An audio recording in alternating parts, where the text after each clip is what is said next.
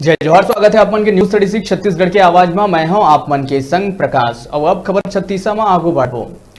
जनपद पंचायत बैकुंठपुर के अंतर्गत ग्राम पंचायत कटकोना में भारत स्वच्छ मिशन के तहत ठोस एवं अपशिष्ट प्रबंधन केंद्र निर्माण कार्य करे बर 2017-18 में 8,30,000 के प्रशासकीय स्वीकृति मिले रही से, जेकर निर्माण कार्य 2 साल पहली सचिव सरपंच मन अपन करीबी ला कार्य करे बर ओकर ठेका दे रहे हैं। कार्य 2 वर्ष पहली शुरू होए रही से, जिन्हा आज भी अधूरा है। ग्रामीण मन बताइन कि हमन कई बार ले सचिव और सरपंच मन जग कार्य ला शुरू करे के अपील करे हन, फिर ओ मन द्वारा कोनो ध्यान नहीं दे जावत है। और बताइन कि उक्त निर्माण कार्य के नाव में 3,50,000 आहरण सचिव मन कर ले रही है और आगू में कुल 50,000 के काम दिखत है।